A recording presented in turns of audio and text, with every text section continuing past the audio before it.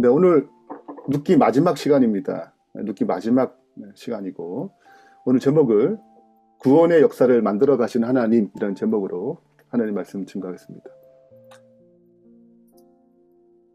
우리가 이제 세 가지를 살펴볼 텐데요. 첫 번째는 구원의 역사는 귀염 물을 자와 같은 마음을 가질 때 나타나요.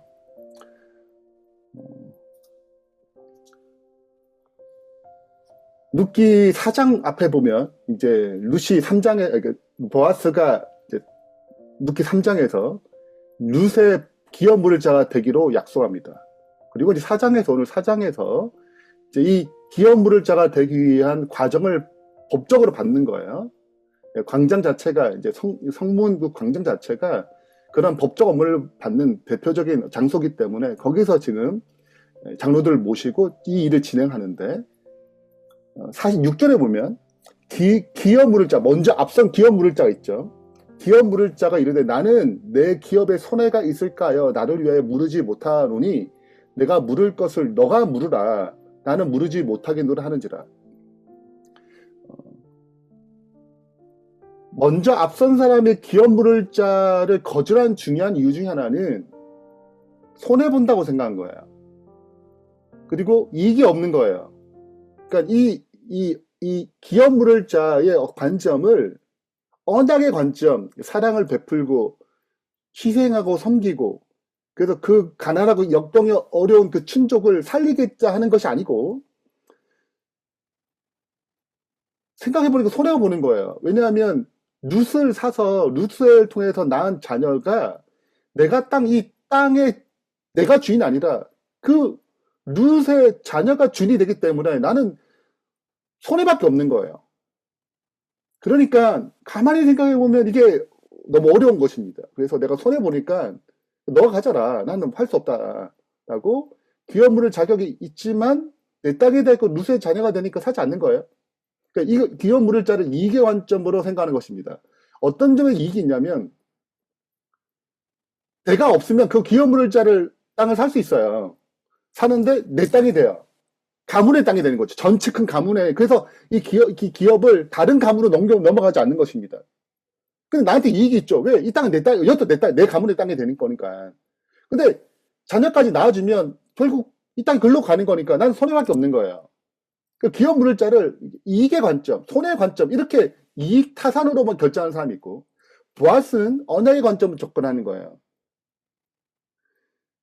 율법의 정신, 사랑의 정신, 예수님의 마음이 들어온 거죠. 그래서 손해보더라도 가난하고 어려움 처해 있는 이 나오미와 룻을 회복시키겠다라는 마음으로 접근하는 거예요. 전혀 다른 관점이에요. 이 마음은 예수님으로 통해서 나타납니다. 그 기업 물을 자라는 개념 자체가 하나님의 마음이죠. 가난한 자와 역경에 빠진 자를 구원하기 위해서 만든 제도예요.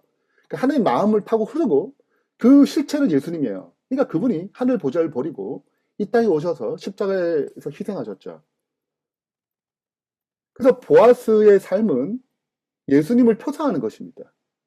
근데 그래, 그 표상으로 끝나는 게 아니고 이 기업 물을 자의 정신은 동일하게 우리에게 흘러야 돼요.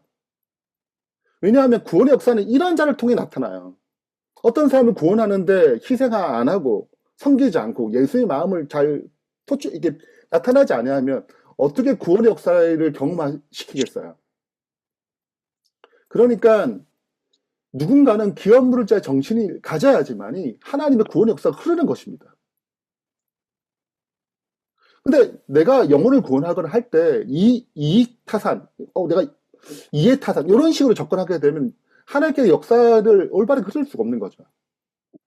그러니까 우리는 기꺼이 예수님의 마음으로 보아스처럼 내 시간을 잘라서 내 재정을 희생해서 내 편안함을 버려 누군가를 하려면 내가 좀 더 편안한 시간을 포기해야 되잖아요. 불편함을 감수해야 되거든요. 나는 너무 내성적이야. 저런 거 못해. 이걸 버려야 되거든요.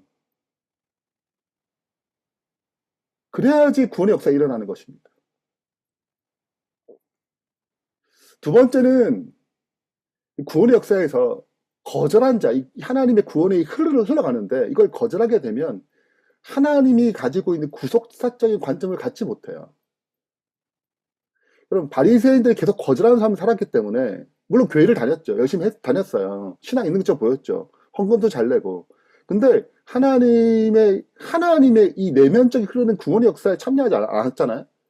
그러니까 예수님이 와도 보지 못하는 것입니다. 구속의 관점을 갖지 못해요. 이 세 명의 공통점이 있어요. 모압 땅을 선택한 오르바.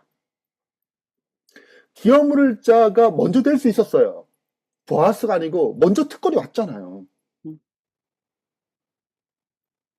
만약에 루시 거절한 오르바가 선택했다, 오르바를 통해서 역사가 일어날 거예요.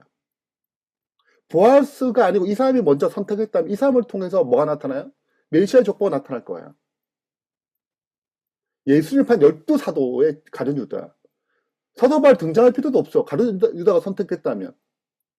그만큼 탁월하거든요, 가룟 유다가. 자, 그러면 생각해 보자고요. 이들은 공통점으로 기회를 먼저 얻었어요. 기회가 있었어요. 근데 결국 기회를 놓쳤습니다. 역사가 안 흘러요. 어쩌 우리에도 수많은 흐름이 있을 거예요. 근데 우리 자꾸 놓치면 볼 수가 없어요. 요셉이 형들을 용서하면서 만났을 때 요셉이 한 유명한 고백 있죠. 당신들이 나를 이곳에 팔았다고 해서 근심하지 마소서, 한탄하지 마소서. 하나님이 생명을 구원하시려고 나를 당신들보다 먼저 보내셨나이다. 하나님의 구속의 역사에 이렇게 거절하지 않고 자꾸 참여하게 되면 보이는 것입니다. 구속사의 관점이 보이는 거예요. 우리가 이런 역사에 이런 기회를 놓치지 말아야 합니다. 작은 순종이 별것 아닌 것 같지만 놀라운 역사가 이루어지거든요. 마지막이 하나님의 주권적 섭리를 믿는 것입니다. 라헬과 레아 같은, 다말 같은 삶을 통해서 하나님께서 어떻게 역사를 이루어 가시는가. 룻기 4장 11절부터 12절에 보면 이제 보아스가 기업 물을 자가 되기로 선택 딱 됐잖아요. 그 성문에 있는 모든 백성과 장로들이 이제 축복을 해주는 것입니다. 우리가 증인이다. 너가 기업 물을 자가 됐다. 여호와께서 내 집에 들어간 여인으로 룻이죠. 이스라엘 집을 세운 라헬과 레아 두 사람 같게 하시고 내가 에브랏에서 유력하고 베들레헴에서 유명하게 하기를 원하며 에브랏은 베들레헴의 옛 지명이래요. 여호와께서 이 젊은 여자 룻으로 말미암아 내게 상속자를 주사 내 집이 다말이 유다에게 낳아준 베레스의 집과 같게 하시기를 원하노 하니. 제가 이걸 읽으면서 왜 하필 이 여자들일까? 아브라함의 사라 얼마나 시작이잖아요. 이삭 같은 엄청난 자식을 또 낳았잖아요. 이삭도 리브가를 얻었잖아요. 더 나은 이름이 있는데 그 이름 다 제거하고 라헬과 레아, 다말 왜 이 여인을 선택하셨을까? 이 사람들이 사라와 리브가 더 나은 사람이 아니잖아요. 근데 이 여인들의 이름을 선택한 거죠. 공통점은 불완전한 자들이에요. 사라와 리브가에 비하면 굉장히 불완전합니다. 근데 하나님은 그 여인들을 통해서 구속의 역사, 하나님의 언약의 성취를 이루셔요. 자, 라헬과 레아, 이게 원래 라헬과 결혼하려고 했잖아요. 근데 레아, 속여서 레아를 얻었잖아요. 그럼 둘이 맨날 싸워, 남편을 살아먹기 위해서. 이거 불완전한데. 하나님이 12자녀, 구속의 12가문, 이스라엘 나라를 세우신 거죠. 이건 다말, 시아버지잖아요, 유다. 유다가 하도 안 주니까, 원래 줘야 되는데, 가문을 이어줘야 되는데, 안 주니까, 결국 다말이 시아버지 속여가지고 얻은 거예요, 생명을.